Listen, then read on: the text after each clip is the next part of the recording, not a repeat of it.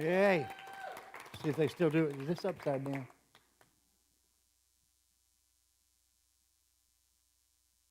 thank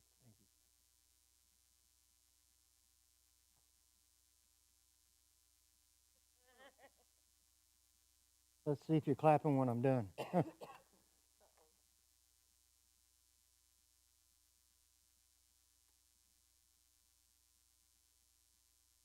For some reason, I get picked for the deliverance thing. That is how I was brought into Christianity, was by being delivered. Totally amazed me how many people, whenever I was searching,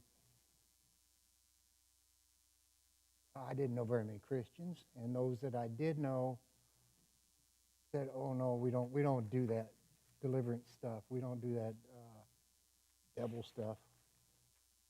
Just leave it alone. Don't go there."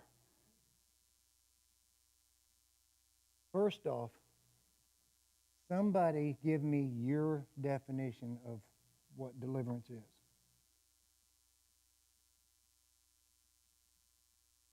Kicking the devils out of people, okay? Freedom. A lot of people review deliverance ministry and being delivered, like Terry says. However, there's so much more to it than that.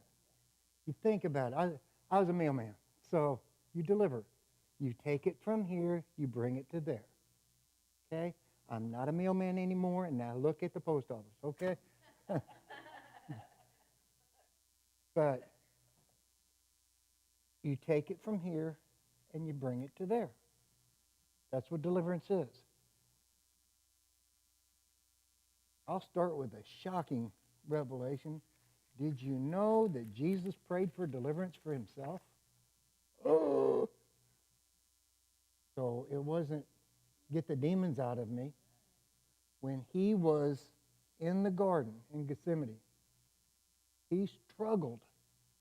He knew what he had to do. He knew the right thing. It was difficult for him. And he prayed for the strength, and he prayed that God would deliver him to the cross, deliver him through all this he's going to have to endure, and give him that strength. Jesus did. When he taught the Lord's Prayer, he didn't say, and this part's for you guys, to deliver us from evil. He didn't say that. He said that's part of the prayer. He was praying. He had an effective prayer life, and the disciples says, teach us how to pray. And when he taught them how to pray, he taught them how he prayed. And he prayed, deliver us from the evil one. Everybody faces challenges. Everybody faces evil. But there's three parts to deliverance. The first part I want to talk about is delivering from some future event, such as when Jesus was in the garden. He's praying for deliverance to and through this torture he's going to have to go through, for the strength. David in Psalms prays for deliverance against his enemies.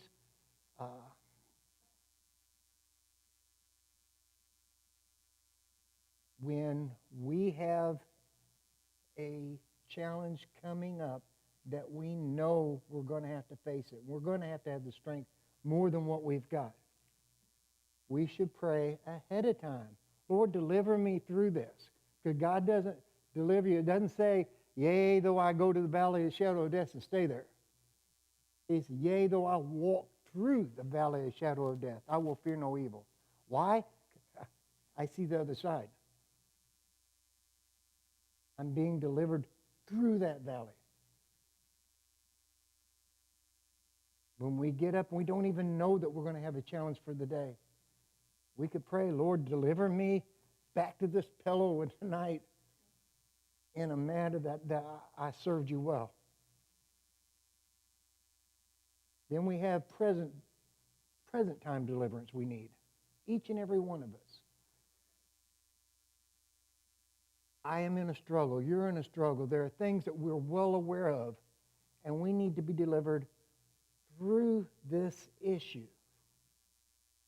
Not just the demon get out thing. We need to be delivered through this. And if you try to do it on your own, sometimes it works, sometimes it don't. If you do it with God's help, it's going to work every time. And then you have deliver me from this past. What you have experienced in the past affects who you are and how you are right now, and will affect your decisions in the future.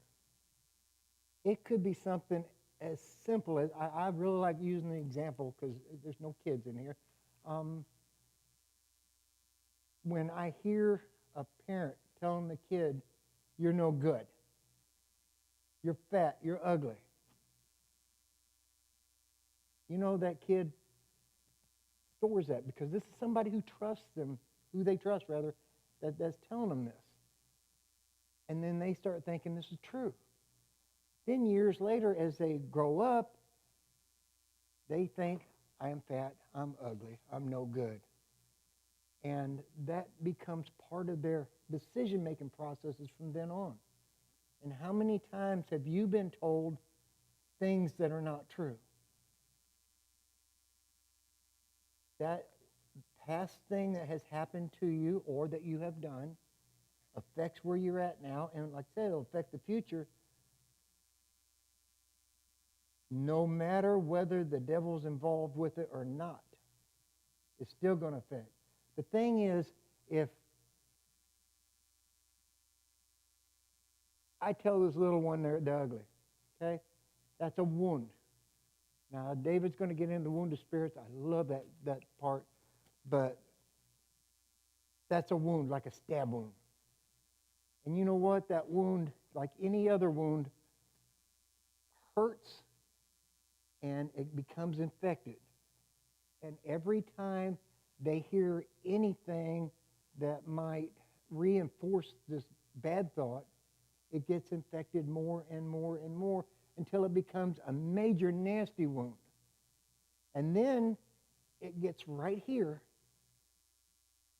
and they don't even know it, but when they speak, they could speak the nicest thing in the world, but it's coming through that wound, and it's coming out bad.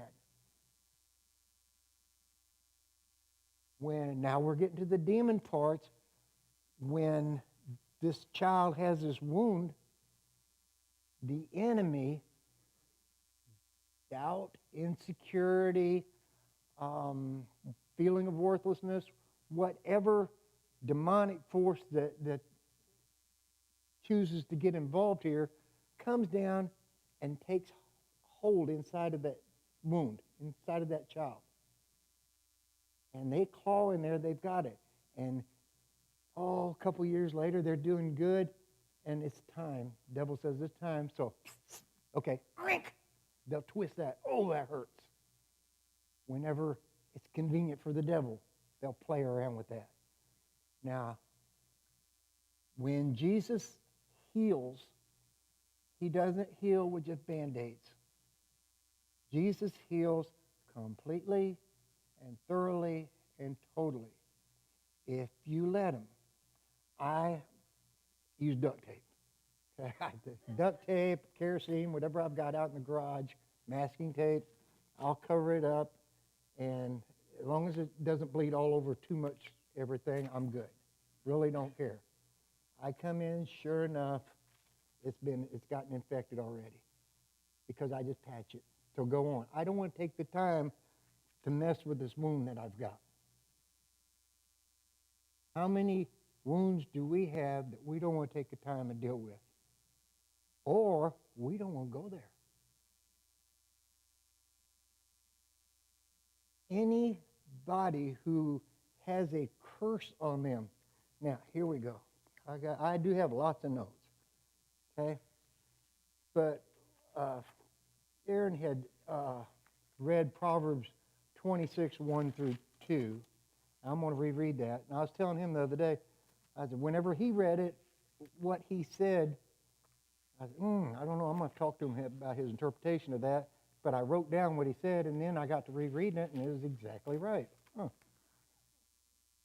But I had heard totally differently than what actually come out of his mouth.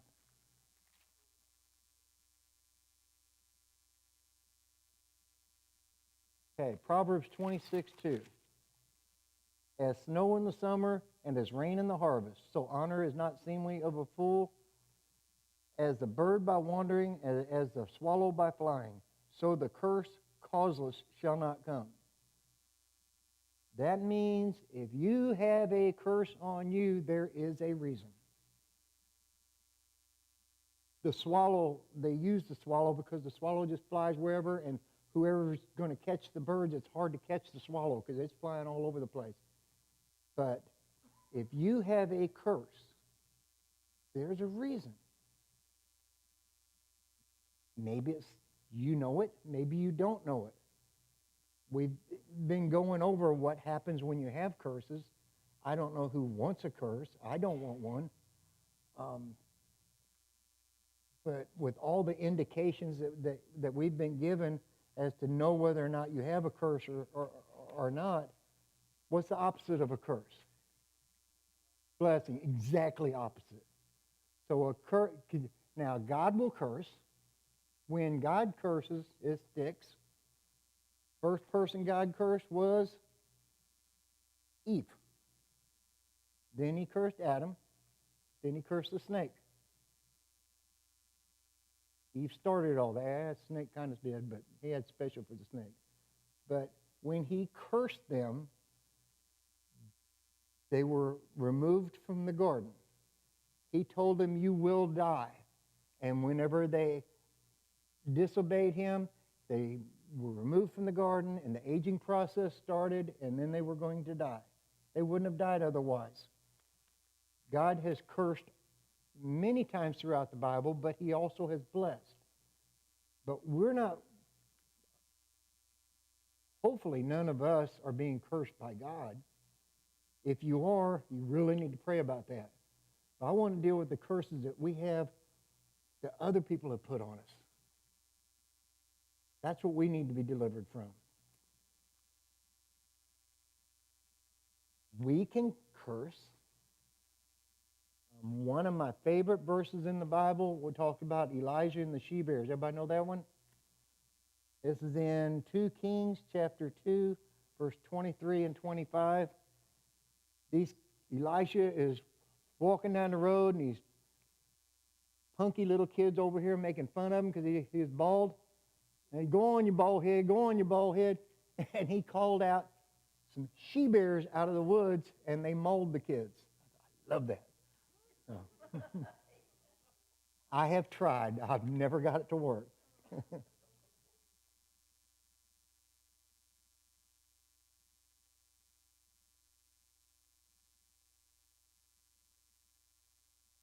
Now, did you know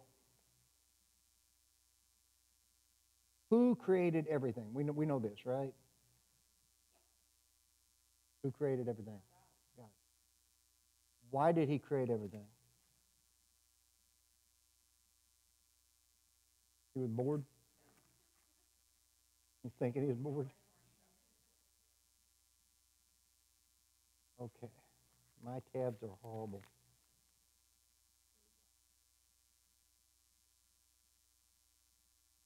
Colossians chapter 1, 15 through 18, I think it is. Okay? And since my tabs are gone, I'm just going to tell you what it says. Jesus, all things were made for him, through him, and by him. Do you have it marked? Okay. All things were made through him. Nothing was made if it wasn't made through Jesus. All things were made by him. Nothing was made that wasn't made by him. But you think about it. All things were made for him. So we are here at Jesus' good pleasure. He made us because he wanted it. He wanted a family. He wanted us to join him in the awesomeness of being with God.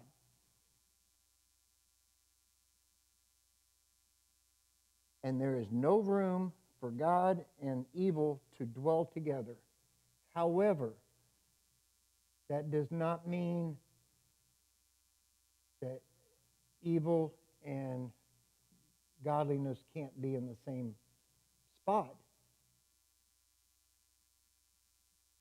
When Satan went to mess with Job, where did he go? To the throne. He went to God. Well, that means Satan and God was in the same little area there. And they were having a conversation. And this is after Satan done been kicked out. Okay? So you can't say that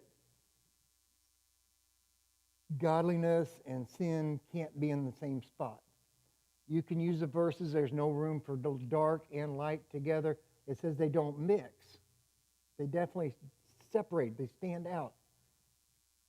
But God and evil cannot dwell together.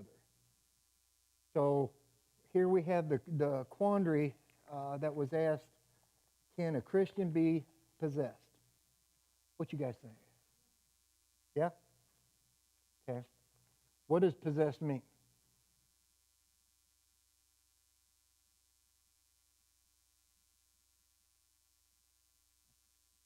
Possessed means owned. Okay?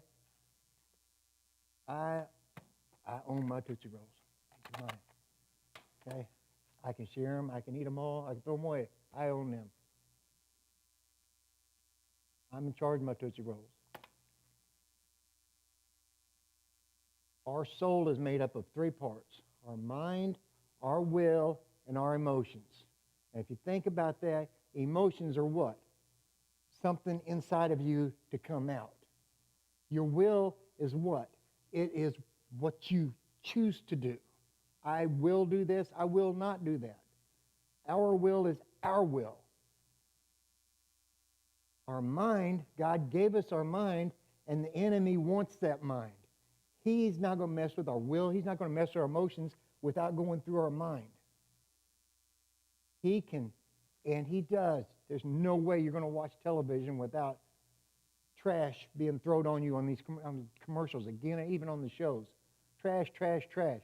And why do they constantly beat it like that? I mean, how things were 20 years ago on TV versus now.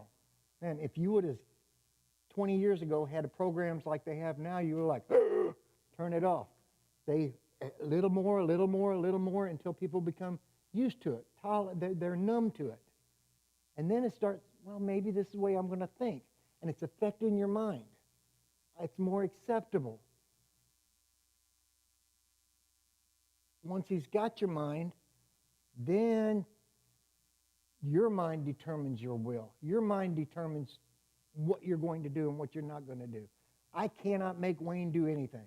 I can't. I could probably push him, he'll topple over. Okay, but that's about it. I can't make you do anything. Nobody's going to make me do anything. I'm horribly rebellious. But the enemy can mess with my mind, especially using old wounds that I have, and cause me to choose to do something I ought not do. Not too long ago, I was delivered from horrible temper. When I was first become a Christian, I was delivered from that. I didn't even know that I was delivered from it until about a year later, and Diane's like, whoa, ain't you going to go off? I said, no, why would I? And I never even noticed it. But as time went on, it crept back in and crept back in, and I just have a problem with, I can deal with anything unless it's sudden. Like, stop at a stoplight and somebody yells at me through the window, immediately. I don't have time to think. My little brain's pretty slow, and my mouth is not, and out it comes. Then next thing you know, you've got an issue. Here comes Ty in all his force. But the last time that happened to me, I was absolutely 100% in the right. Still went to jail. Okay? And he told me, you're right, clink. I sat in there and had to think about that. I said, man, enough of that. And I just had to pray, Lord, just take that. Make me a little guard out here so that I'm ready for whenever they snap at me, just what my weaknesses are. Help me with that. I have to know what my weaknesses are in order to be delivered of them.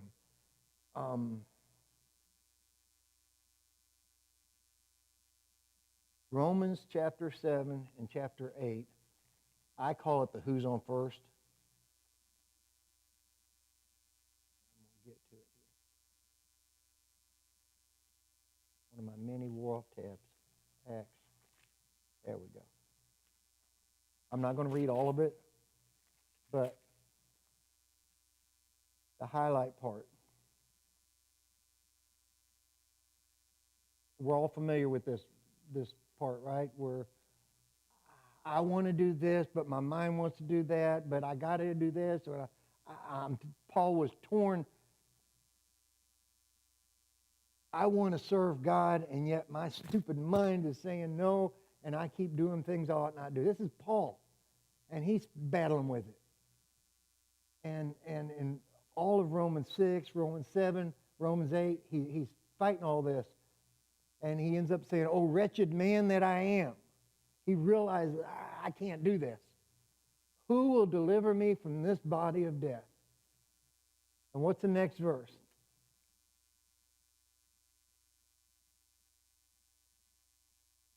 I thank the Lord Jesus Christ that at least I can serve him and still struggle. I can still. Jesus understands we're going to have struggles. But it's when we don't even struggle, when we don't even try, that we lose. Now,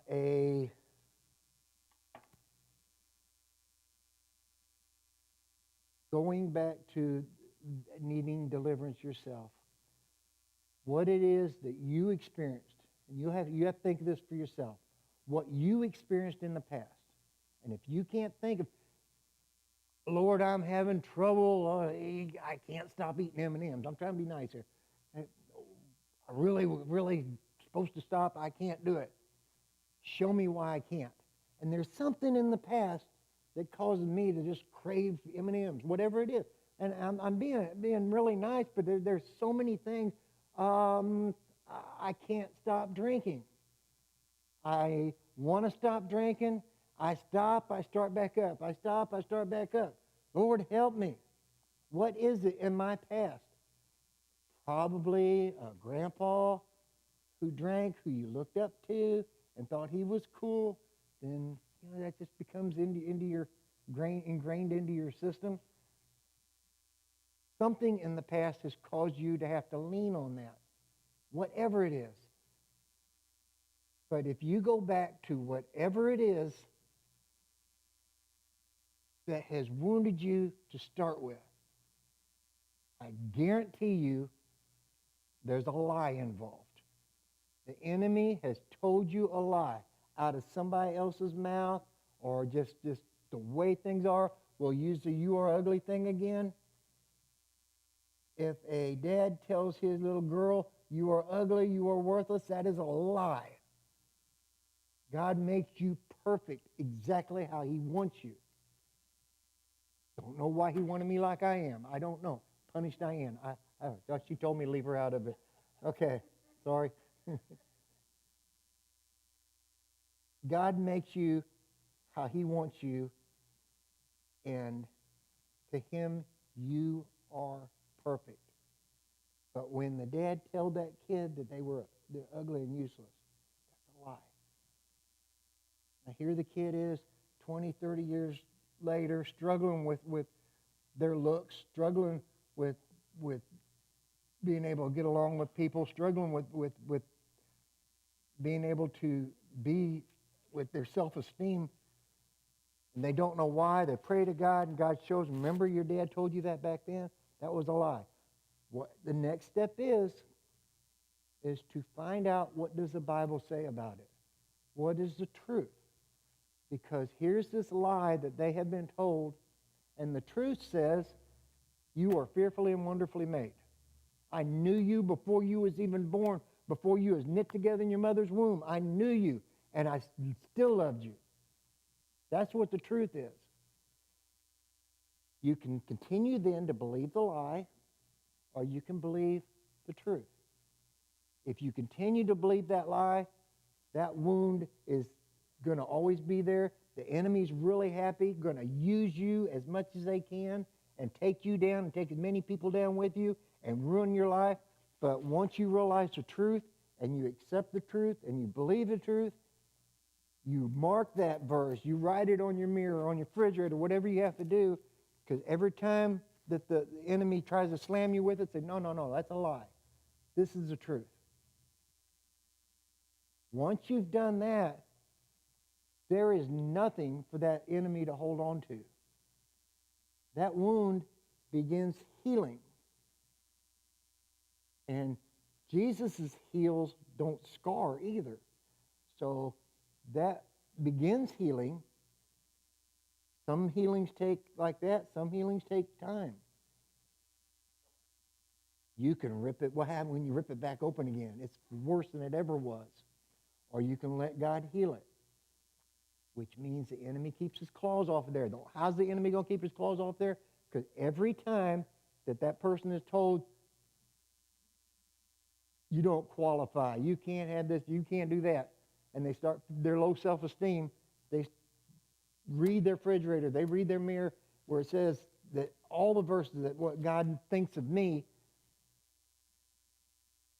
then the enemy has no food, has nothing to hold on to. They're easy pickings then. Then all you got to say is, I'm done with you. Get out. Get out of my mind.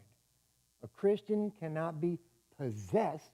The enemy cannot own me because God owns me. The Spirit of God is inside of me.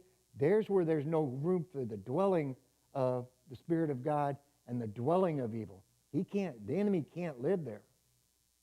The Word says that nobody can come and enter the strong man's house unless he first defeats him. Okay? So am I a strong person? Have I dealt with this thing? Am I strong? Am I believe this? Then the enemy can never again attack me in that direction. They will try, but it gets easier and it gets easier and easier for me. Because, okay, the enemy's going to have to find something else. Unfortunately, we all have a lot of wounds, not just one. And in the deliverance ministry, we walk people through that whole entire step there. There are groupings, I've got one here, where it's common that the demonic forces will be in different groups, but those are not solid. Those are really fluid. They move around quite a bit. But there are 7 specific steps to being delivered. Number 1, honesty. No lies. You have to be totally honest with yourself. You have to be totally honest with God. You have to be totally honest with other people. You don't have to tell everybody everything, but you have to be honest. You can't deceive and squirm around and pretend, well, okay, I'm all better now. No, you're not, or yes, you are, but you got to be totally honest. Second step is you got to be humble. You got to realize I can't take care of that. You know, psychiatrist's not going to be able to take care of this. Doctor's not going to be able to take care of this. My wife's not going to be able to fix me. Preacher's not going to be able to fix me. Oh, wretched man that I am, who will deliver me from this body of death? Only Jesus can fix me. Only Jesus can fix you. You have to repent. You have to say, I was that way. I turned from that. I'm headed the other way. I will never be that way again. Now, the enemy will try you again and again and again. Turn around, be like that. Turn around, take another drink. Turn around, be angry. Okay? I get opportunities to be really ticked a lot more now that I have been delivered from that. But it gets easier and easier. I mean, it becomes amusing now. I'm still not all better, but I'm working on it. Renunciation. You have to acknowledge this is the problem. You have to acknowledge this is where I'm at, and I don't want this. I refuse to allow the enemy to take control of my mind. I refuse to allow the enemy to make my decisions for me. I refuse. I totally submit to God, let him take control of my mind. Aaron had touched on forgiveness. That is one of the definite steps. You cannot be delivered from any demonic attack, or you can't be delivered to another place. You look at the people as they traveled through the desert, those 40 years, which was only supposed to take a short time. They had to be delivered from Egypt to the promised land. But they took, in those 40 years, they had to deal with each and every one of these steps. And there were some that stood up against Moses and got mouthy with him and wouldn't, you're bad, I'm good. They were all prideful. He was talking about the earth swallowed them up. That's absolutely great. But you cannot be delivered from anything unless you completely and totally forgive. Forgiveness is not for, let me be hypothetical. Say Karen ticked me off. You took the last apple fritter. You knew I wanted it. I had it over there by my Bible and you took it. Okay? I can be angry with her. I can deal deceitfully with her. I can do things that apple fritter and let her go ahead and eat it. Or I can forgive her. If I forgive her, she just says she don't much care. Whatever. I forgive her, that's for me. That's for me. Because if I'm in unforgiveness, I've got that ticked off that I have for you. It's sitting right here. Then anytime I would go to Walmart, say I went to Walmart, and there's Karen, yeah, I'm thinking bad thoughts. You took my apple fritter. Somebody mentions Karen or mentions Wayne. Yeah, Karen took my apple fritter. It's there. That forgiveness is for me. I forgive you, whether she takes it or not. I have to just let go of it. Because if I keep that bitterness inside of me, that's going to eat me up. Next step to deliverance is prayer. We had some kids in the class, in that Men of Honor class, not last Tuesday before, when we did our little circle. And I asked one of the kids to close us in prayer, and they said, I don't know how to pray. I asked one of the other ones, they said, no, me neither. I'm like, oh man, this is sad. This is really sad. And a lot of people will think, I don't know how to pray proper. I don't know how to say the prayer is what? Talking to God. Talking to God, shutting up, listening to God. I pray to God like I'm talking to you guys. I have got loud. I have got mouthing. He has reminded me he's God and I'm not. But he would rather I argue it out with him than to just pretend he doesn't exist. And I'm dealing with it on my own. Because he says, come, let's reason together. Come on, let's sit down and let's talk. He wants to hear you talk. He wants to help you with your problems. He wants you to realize, there's an answer here. What awesome thing. The one who created everything for himself, through himself, wants to sit down and have a chat with you. Anytime. How awesome is that?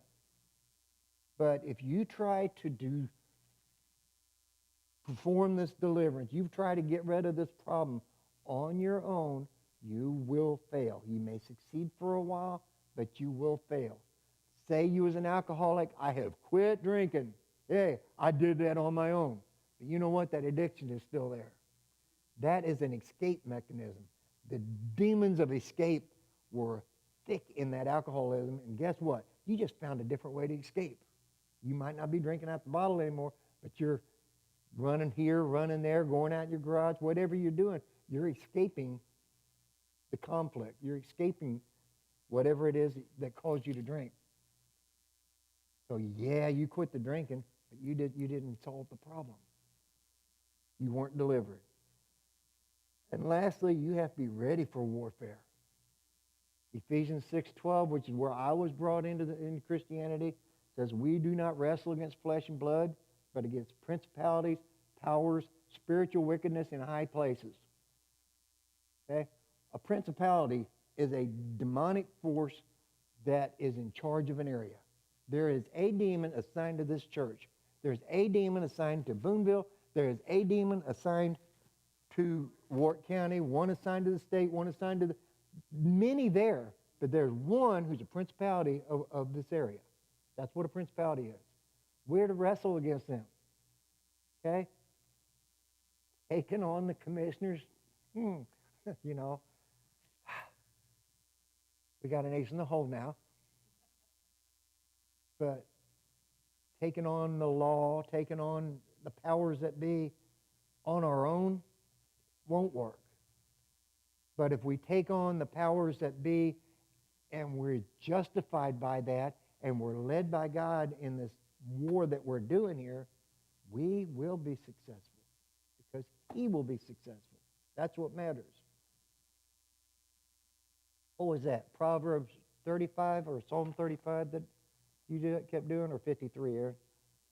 35? I won't do that one. That one is so well constructed. And it's long. But he starts out, plead my cause, O Lord, with them that strive with me. Fight against them that fight against me. He's praying. God, please. Help me here. Take hold of the shield and buckler. I'm reading New King James. Take hold of shield and buckler and stand up for my help. Draw out also your spear and stop the way against them that persecute me. And say to my soul, I am your salvation. Let them be confounded and put to shame that seek after my soul. Let them be turned back and brought to confusion that devise my hurt. He goes on and on of good suggestions for God. This is what I really would like you to do.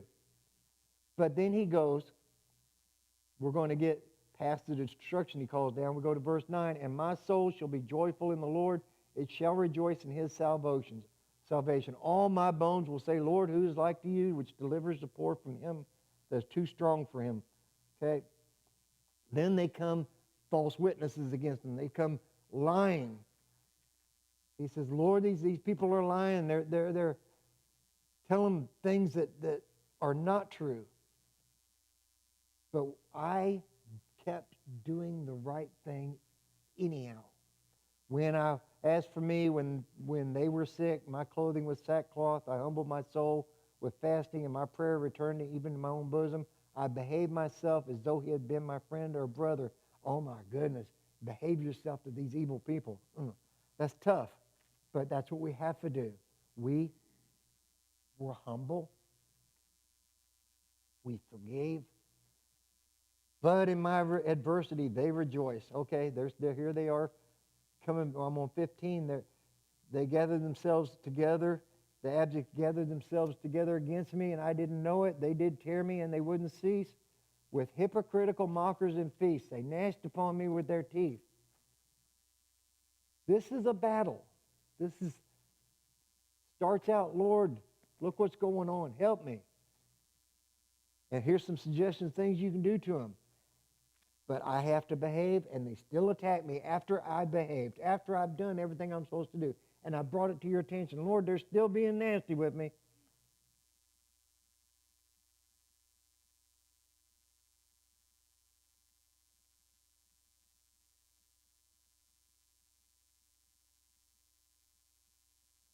And he ends with, my tongue will speak of your righteousness and of your praise all the day long. The battle wasn't even over. And David says, God, here's the situation, and you're going to win. I have done everything I'm supposed to do. I was humble. If I did anything wrong, I repented. I'm being honest. I'm renouncing any evil. I even forgive them. I'm praying. I'm talking to you. I have this warfare. I'm struggling, not against flesh and blood. I'm struggling against these people, but it's not them. It's the enemy that's working through them that I'm struggling with. I might be struggling with liking these people too, okay? But that's on me. If anybody comes up against you and they're mean and nasty, whatever it is, look through that and look to the soul. That's what God does. As long as anybody's breathing, there's hope for them.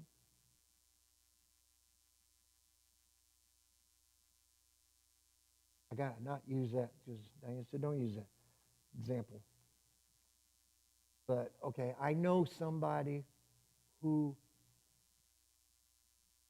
shot and killed somebody really close to us. And it was a struggle for the family of that. They were put in prison. What satisfaction you got from that? And they had hate. And you can justify that hate all you want. You know what? Whether they went to prison, whether they lived, whether they died, you never going to see them again. You got that hate with you. You can't even go to that town now without thinking that hateful thought. You can't talk about that person, that family that was with you so close without having that hate in your heart. Justifiable. You know, I didn't do anything wrong. Look what they did. The truth is, these people did something horrible, but the enemy worked through them when it happened. And what we're supposed to do, we're supposed to look past that. Look at these kids that are in jail and pray for them. Lord, try to reach them one more time. Send somebody to them so that they can hear you. There's a chance. And to give up on anybody is not our option. Not our option. But we want to. To give up on ourselves is not an option.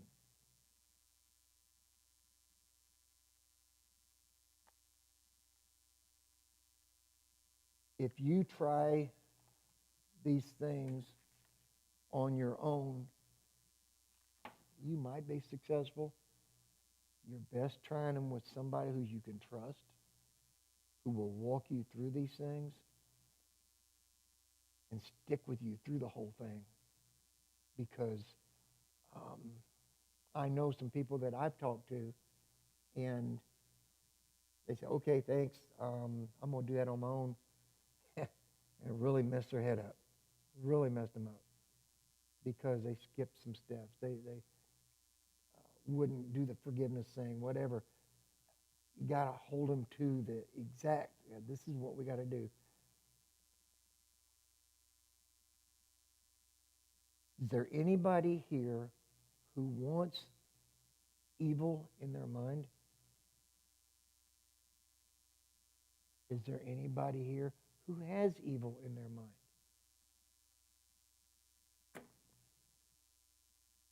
Not in control. He's doing this pokey thing. There's times like, look at that. No. That's my will. I choose I'm not going to do that. Or I can just say, yeah, whatever. I'll be stupid. That's more fun anyway. I'll go ahead and, I'll pounce that guy. No problem. You can heal him.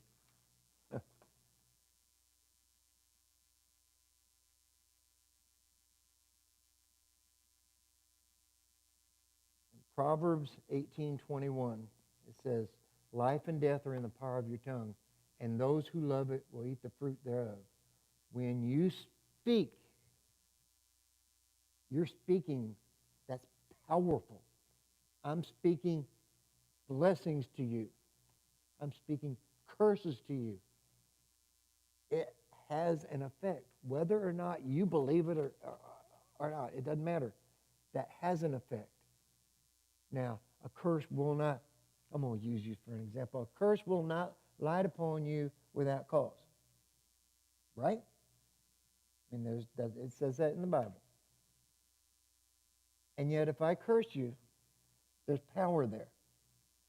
So what's going to happen to that curse? It's going to go, ping, pop right off. It's like you got oil on you. That curse will not stick because there's no reason for it to. Now, if there's a good reason, let's say you're always late for work, and I'm going to start making fun of you because you're always late for work, and that's true, and I'm in charge, and I'm going to start punishing you because of that. There's a cause. There's a reason for that. It's going to light on you, and it's going to stay until you get rid of it and start being on time for work.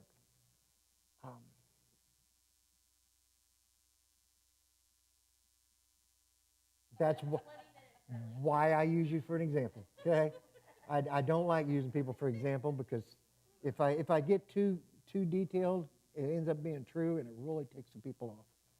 So the good thing with whenever I'm doing it is I've got such a horrible memory that whatever people have told me, we deal with it at the time, and then when they leave, I've done forgot it. So it's great. I can't hold anything against them because I don't remember who was that person did that. I don't remember. That may take a little while. That may take a little while.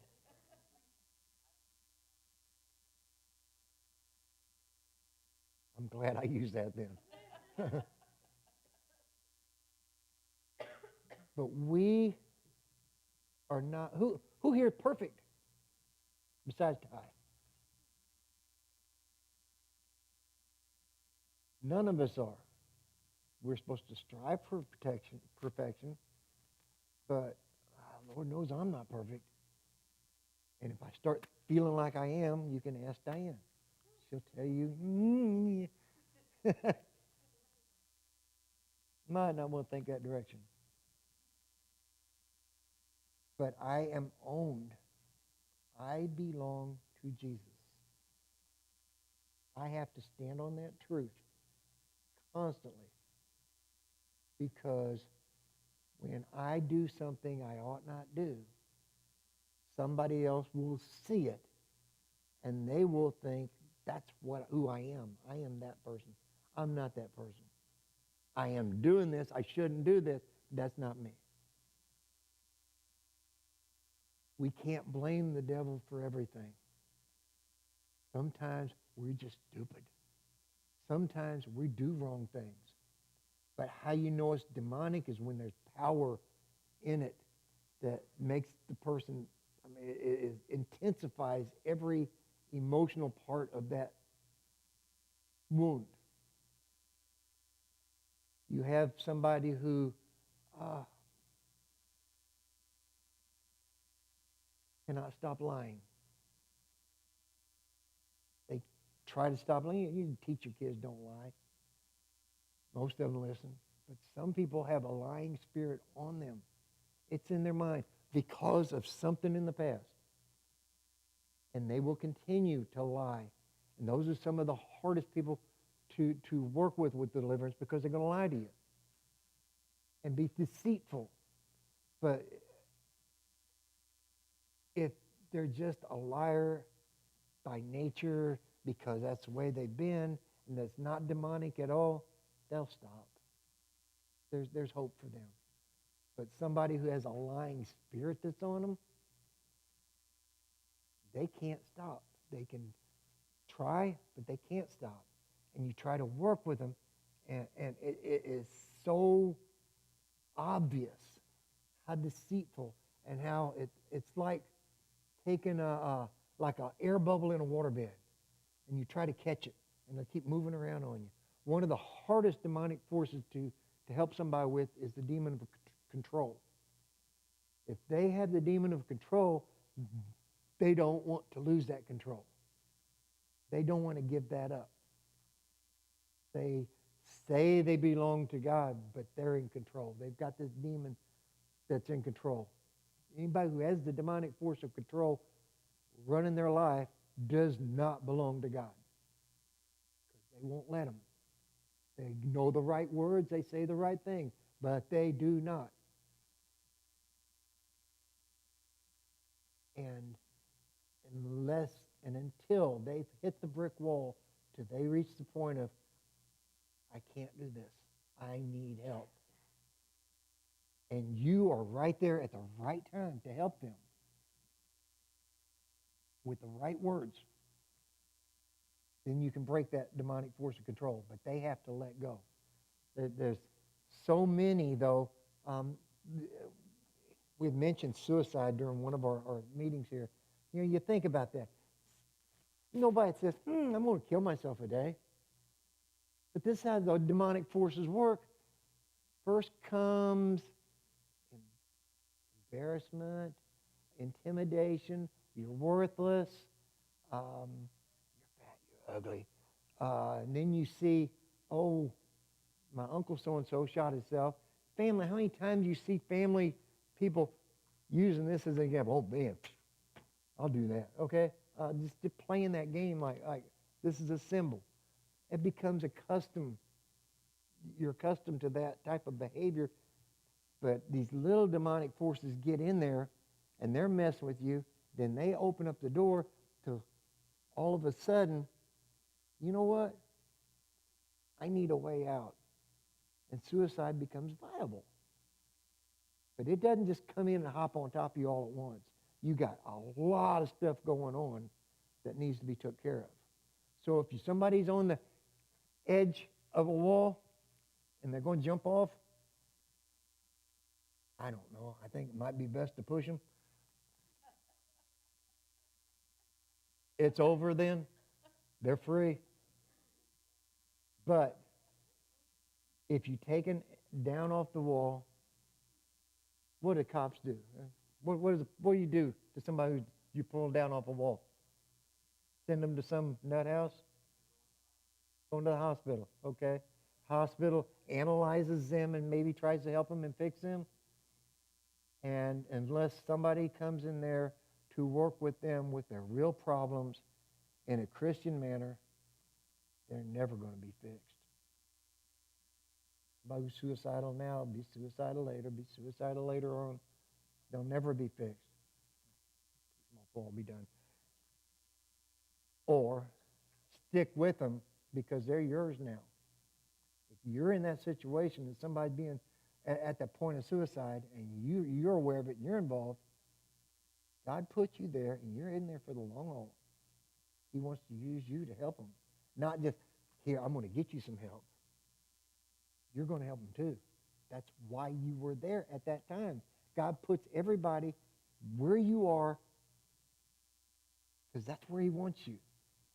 We did a little thing. One of the classes I taught where I told the kids, close their eyes. Ask God to put you wherever he wants you. Then open your eyes back up. And if you're still here, apparently he wants you here. Because if he don't want you here, he can pick you up and take you somewhere else. That's what he did. Who was that? Philip. Yeah, he picked him up, put him over there. He can do whatever he wants. He wants you here in this church. Now, you got your mind, you got your will. You can say, I'm not going to church. Then you're out of God's will. But whenever you're in God's will, you are where he wants you to be involved in that situation, whether you're learning, whether you're teaching, whether you're reaching, you're helping, whatever it is. But with the deliverance thing, It's not just, oh man, you got a demon. I think you need to talk to Aaron. Okay? It's not, oh, you got a demon. And Aaron says, well, I think you're going to have to talk to Matt. No, it's not just me and him. It's all of us. This is what we are supposed to be able to do. Everybody's got their certain things that they're better at, but we are supposed to be equipped for this. And I'll close with this, is every time I realize now that I'm very accountable for what I say and what I do because I'm well aware of the demonic presence. And I have to do the right thing and say the right thing. I'm very accountable for that. And I don't want to be alone, so I want all y'all to be accountable as well. We all going up or we're all going down together. Okay? Is there anybody got any special prayer requests?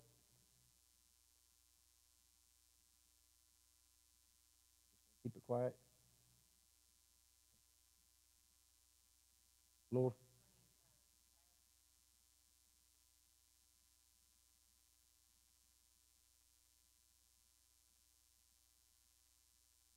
It is time, isn't it? Okay.